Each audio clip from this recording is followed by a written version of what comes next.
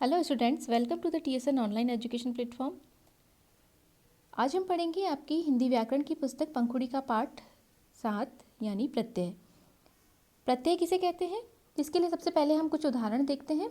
जैसे चढ़ प्लस आई चढ़ाई, बल प्लस वान बलवान, दुकान प्लस दार दुकानदार, मित्र प्लस ता मित्रता, जादू प्लस गर जादूगर, ओढ़ प्लस नी ओढ़नी।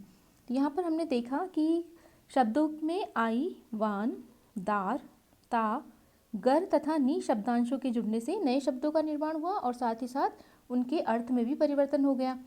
अर्थात प्रत्यय वे शब्दांश हैं जो किसी भी शब्द के अंत में जुड़कर उसके अर्थ में परिवर्तन कर देते हैं या उसमें कुछ विशेषता ला देते हैं। तो ऐसे शब्दांश जो शब्द के अंत में जुड़ते हैं और उनमें कुछ परिवर्तन करते हैं या फिर कुछ विशेषता बताते हैं तो वे प्रत्यय कहलाते हैं। तो प्रत्यय की कुछ विशेषताएं भी हैं, जैसे प्रत्यय सदैव शब्दों के अंत में जुड़ते हैं, प्रत्ययों का स्वतंत्र प्रयोग नहीं हो सकता और इनके जुड़ने से शब्द के अर्थ में परिवर्तन या विशेषता उत्पन्न होती है।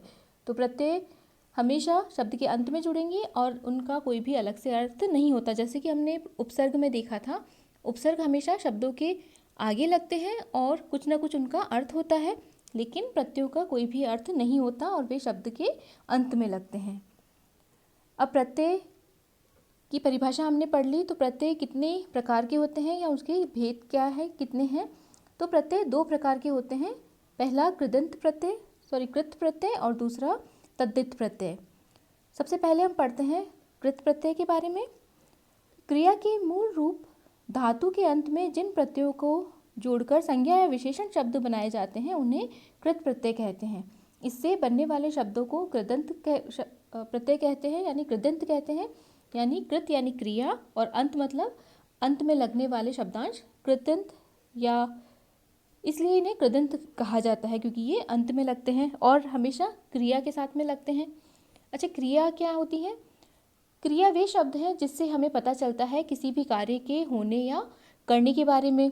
तो क्रिया के साथ में जो प्रत्यय लगेंगे वो कृदंत प्रत्यय कहलाएंगे। जैसे उदाहरण देखते हैं हम, चिंता, ठेला और हंसी। यहाँ पर चिंता जो है मूल शब्द इसका चित्त है या चिंत है और उसमें आ लगने से बनना चिंता। इसी प्रकार ठेल यानी कि आगे धक्का देना और इसमें आ लगने से बना ठेला यानी ऐसा उपकरण या ऐसी कोई वस्तु जिसे ठेल कर आगे बढ़ाया जाता है। और हंस जो शब्द है, जो क्रिया है हंसना दिखाती है, उसमें ई लगाने से हंसी बना, जो क्रिया ऐसी क्रिया बनी जिसमें ई का प्रयोग किया गया। तो हिंदी में प्रमुख कृत प्रत्यय और उनसे बनने वाले कृदंत शब्द को उदाहरण दे रखे हैं जिन्हें हम पढ़ेंगे अब। जैसे सबसे पहले आई शब्द जुड़कर कौन कौन से प्रत्यय शब्द या नए शब्द बनाए जा सकते हैं। जैसे पढ़ में आई जोड़ेंगे तो बनेगा पढ़ाई। लिख जो धातु है या जो क्रिया है उसमें आई शब्द जुड़ने से बनेगा लिखाई। सुन शब्द में आई जुड़कर बनेगा सुनाई। इसी प्रकार आन जो प्रत्यय है उससे किस प्रकार के शब्द बन सकते हैं। सबसे पहले थक के साथ में आन जोड़ेंगे तो बनेगा थकान। उठ के साथ आन जोड़ने से उठान। उड़ के साथ में आन जोड़ने पर उड़ान। अगला प्रत्यय है आ, इसको जोड़ने से नए शब्द बनेंगे। पूज के साथ में आ पूजा। झूल के साथ में आ झूला। मुख्य शब्द के साथ में आ जोड़ने पर मुक्त शब्द के साथ में आ जोड़ने से बनेगा मुक्ता। इसी प्रकार अगला नी प्रत्यय के साथ किस प्रकार के शब्द बनेंगे। चट के साथ में अगर ई लगा देंगे तो बनेगा चटनी। कतर के साथ में कतरनी। ब्योत में जोड़ने पर ब्योतनी। ईयल शब्द से नए शब्द बनेंगे, जैसे सड़ के साथ में ईयल सड़ियल। मर के साथ ईयल जोड़ने से मरियल और अड़ के साथ में ईयल जोड़ने से अड़ियल बनेगा। इसी प्रकार ई प्रत्यय से बनेंगे बोली, हंसी, झपकी। और अगला प्रत्यय है हमारा एया, यानी जो क्रिया शब्द हैं उनके साथ में, जैसे गा, लड़ और चढ़, इनके साथ में जब एया शब्द जोड़ेंगे तो बनेगा गवैया, लड़ैया और चढ़ैया। इसी प्रकार सो, रो और चल शब्दों के साथ यदि हम ता प्रत्यय का प्रयोग करेंगे तो बनेगा सोता, रोता और जलता। अगले शब्द दे रखे हैं बह, चुन और घेर, जो कि धातु है यानी क्रिया शब्द है। उनके साथ में अगर आव लगाया जाएगा तो बनेगा बहाव, चुनाव और घेराव। अगला आकू प्रत्यय के साथ में इसका प्रयोग हम अन्य शब्दों के साथ करेंगे, जैसे पढ़, लड़ और उड़। ईयल लगाने से तो अलग शब्द बने, आकू शब्द लगाने से क्या बनेगा? पढ़ाकू, लड़ाकू और उड़ाकू शब्द। इसी प्रकार यहाँ ये शब्द थोड़ा सा मिसप्रिंट है। यहाँ आऊ शब्द है, जैसे बिक के साथ में आऊ जोड़ने से बनेगा बिकाऊ, टिक के साथ में टिकाऊ और चल के साथ में आऊ लगाने से बनेगा चलाऊ। इसी प्रकार आहट शब्द लगाने से घबराहट, मुस्कुराहट और चिल्लाहट। अगला शब्द आवा शब्द प्रत्यय है, शब्दांश है, जो कि धातु के साथ में धातु शब्दों के साथ लगाने से बनेगा, जैसे छल शब्द के साथ में लगाने से बनेगा छलावा, पहन शब्द के साथ में लगाने से पहनावा और दिख शब्द के साथ में लगाने से दिखावा। अगला प्रत्यय है आवट, जैसे सज के साथ में लगाने से बनेगा सजावट, लिख के साथ में बनेगा लिखावट और मिल के साथ में बनेगा मिलावट। अब हमने कृत प्रत्यय पढ़ा, यानी कि क्रिया जो शब्द है उनके साथ में लगने से जो परिवर्तन होता है शब्दों में वो कृत प्रत्यय कहलाते हैं, और ये शब्दों के अंत में लगकर उसके अर्थ में परिवर्तन करते हैं, इसलिए कृदंत प्रत्यय कहलाते हैं।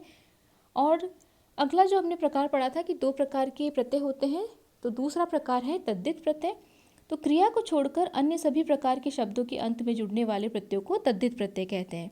अब क्रिया को छोड़कर जिसमें सर्वनाम, संज्ञा, विशेषण, ये सभी तरह के अन्य शब्द आते हैं, तो इनके साथ में जब प्रत्यय जुड़ते हैं तो वह तद्धित प्रत्यय कहलाते हैं। यानी क्रिया के साथ में जुड़ेंगे तो कृदंत प्रत्यय, कृत प्रत्यय, और दूसरे अन्य किसी भी प्रकार के शब्द होंगे उनके साथ जुड़ेंगे तो तद्धित प्रत्यय कहलाएंगे। जैसे उदाहरण देखते हैं, चित्र। चित्र संज्ञा शब्द है और इसके साथ में कार शब्द जोड़ने से बना चित्रकार, यानी कि ये अलग एक संज्ञा शब्द बन गया, यानी ऐसे व्यक्ति को बता रहा है जो कि चित्रकारी करता है। इसी प्रकार गरीब और ई, गरीब विशेषण शब्द है और इसके साथ में ई लगाने से गरीबी शब्द बनेगा, जो कि भाववाचक संज्ञा शब्द बन जाएगा। हिंदी के प्रमुख तद्धित प्रत्यय और उनसे बनने वाले व्युत्पन्न शब्द, यानी कि जो बनकर दूसरा रूप बनता है, उन्हें व्युत्पन्न कहते हैं शब्द को। तो तद्धित प्रत्यय के उदाहरण देखते हैं। सबसे पहले है इन। तो यहाँ पर माली, पंजाबी और सुनार, ये सभी संज्ञा शब्द हैं।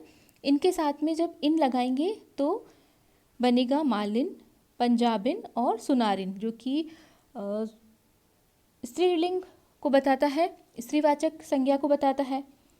अगला ता जो प्रत्यय है वह अगर हम सुंदर, मानव और मित्र शब्दों के साथ जोड़ेंगे तो बनेगा सुंदरता, मानवता, मित्रता।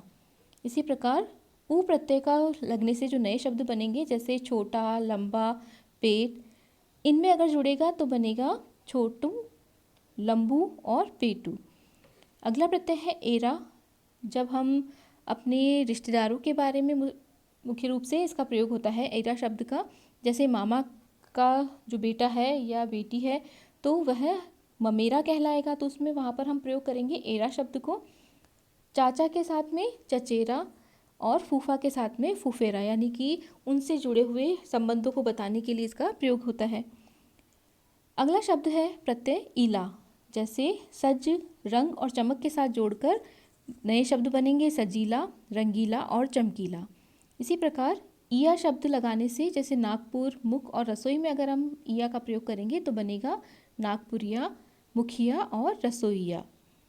आई जो तद्धित प्रत्यय है उससे मूल शब्द चतुर, लंबा और चौड़ा, इसके साथ में जोड़ेंगे तो बनेगा चतुराई, लंबाई और चौड़ाई। इसी प्रकार ई तद्धित प्रत्यय से नरम, गरम और गुजरात, इनमें अगर हम ई प्रत्यय का प्रयोग करेंगे तो बनेगा गर्मी, नरमी और गुजराती। अगला प्रत्यय है आहट। इनका प्रयोग कड़वा या चिकना, इनके साथ हम करेंगे तो बनेगा कड़वाहट और चिकनाहट। अगला प्रत्यय आस का प्रयोग हम खट्टा और मीठा के साथ अगर करेंगे तो ये बनेगा खटास और मिठास। अगला प्रत्यय आपा, जो कि विशेषता बताने के लिए होगा, जैसे बूढ़ा के साथ में बुढ़ापा, मोटा के साथ में मोटापा। अगला अंतिम प्रत्यय आर, अगर हम इसे लगाएंगे धातु के साथ में या संज्ञा धातु के साथ में, तो वहाँ पर संज्ञा के साथ में लगाएंगे शब्दों के साथ, तो या नए शब्द बनाने के लिए जैसे सोना और लोहा का उदाहरण दे रखा है, तो आर लगाने से सोनार और लोहार, तो ये संज्ञा शब्द बन जाएंगे जो कि बताएंगे व्यक्तिवाचक संज्ञा को, यानी ऐसे व्यक्ति जो कि इन धातुओं का कार्य करते हैं। अगला आ, भूख, प्यास और सुख, इन शब्दों के साथ में अगर आप प्रयोग करेंगे तद्धित प्रत्यय का तो बनेगा भूखा, प्यासा और सूखा। अगला अपना, लड़का और बच्चा, इनमें अगर पन प्रत्यय लगाएंगे तो बनेगा अपनापन, लड़कपन, बचपन। इसी प्रकार धन, पुत्र और गुण, इनके साथ में वान प्रत्यय लगाने से बन जाएगा धनवान, पुत्रवान और गुणवान। अगला श्री और बुद्धि, जिसमें मान लगाने से श्रीमान और बुद्धिमान शब्द बनेंगे। त्व प्रत्यय का प्रयोग करेंगे, उदाहरण के लिए देव, महत और तत् शब्दों के साथ में, मूल शब्द के साथ में अगर हम करें तो बनेगा देवत्व, महत्व और तत्त्व। अगला दान शब्द या दान प्रत्यय का प्रयोग यदि कमल, पान और नेत्र के साथ में करते हैं तो बनेगा कमलदान, पानदान और नेत्रदान। इसी प्रकार इत प्रत्यय का प्रयोग फूल, पुष्प और आनंद के लिए करेंगे, इनके साथ में अगर इत प्रत्यय को जोड़ेंगे तो बनेगा फलित, पुष्पित और आनंदित। अगला इक प्रत्यय समाज, इतिहास और दिन, इनके साथ जब जोड़ेंगे तो बनेगा सामाजिक, ऐतिहासिक और दैनिक। अब उपसर्ग और प्रत्यय, इन दोनों का भी साथ साथ प्रयोग होता है। कई शब्द आप ऐसे देखते हैं कि मूल शब्द तो छोड़कर उसके साथ में और आगे और पीछे दोनों में उपसर्ग और प्रत्यय लगाने से कुछ अलग ही शब्द बन जाता है। तो हिंदी में ऐसे बहुत से शब्द आपको देखने को मिलेंगे जिनमें उपसर्ग और प्रत्यय दोनों का ही साथ साथ प्रयोग होता है। जैसे कि कुछ उदाहरण दे रखे हैं, जैसे मूल शब्द नाम है और उसमें आगे बद जोड़ दिया और पीछे ई लगाने से शब्द बना बदनामी, यानी यहाँ पर उपसर्ग और प्रत्यय दोनों का प्रयोग हो रहा है। इसी प्रकार अगला शब्द है चल, जिसमें आगे वी और प्रत्यय इत जोड़ने से बना विचलित। इसी प्रकार लिखित या लिख जो शब्द है उसमें इत लगाने से तो लिखित बनेगा, लेकिन अगर उसमें उपसर्ग भी लगाया जाए और वहाँ पर अ उपसर्ग का प्रयोग किया जाए तो बनेगा अलिखित। इसी प्रकार गठ मूल शब्द के साथ में सु और इत प्रत्यय, सु उपसर्ग और इत प्रत्यय लगाने से बनेगा सुगठित। इसी प्रकार ईमान मूल शब्द है और इसमें बे जो कि हमने पढ़ा था उपसर्गों में आगत उपसर्ग है जो अरबी फारसी से लिए गए हैं। इसमें बे जो शब्द है या शब्दांश है, उपसर्ग है, उसका भी प्रयोग करते हैं और प्रत्यय में ई का प्रयोग करने से बनेगा शब्द नया बेईमानी। इसी प्रकार चल जो मूल शब्द है उसमें उपसर्ग और प्रत्यय जो कि प्र और इत लगाने से बनेगा प्रचलित। इसी प्रकार धर्म मूल शब्द है और उसमें अ और इक, अ उपसर्ग और इक प्रत्यय लगाने से बनेगा अधार्मिक। इसी प्रकार समाज के साथ में अ उपसर्ग और इक प्रत्यय लगाकर बनेगा असामाजिक। इतिहास के साथ में अन और इक लगाने से बनेगा अनैतिहासिक। और कार शब्द में उप और ई लगाकर उपसर्ग और ई प्रत्यय लगाकर बनेगा उपकारी। तो हमने पढ़ा कि प्रत्यय सदैव शब्दों के अंत में जुड़ते हैं। प्रत्यय के जुड़ने से शब्द के अर्थ में परिवर्तन या विशेषता उत्पन्न होती है और प्रत्यय दो प्रकार के होते हैं, कृत प्रत्यय तथा तद्धित प्रत्यय। कृत प्रत्यय जो क्रिया शब्दों के साथ लगते हैं और तद्धित प्रत्यय जो कि अन्य जो बाकी शब्द होते हैं जैसे कि संज्ञा, विशेषण, सर्वनामवादी, लिंग, वचन वगैरह के जो शब्द होते हैं उनके साथ जब लगते हैं तो वहाँ पर तद्धित प्रत्यय कहलाते हैं।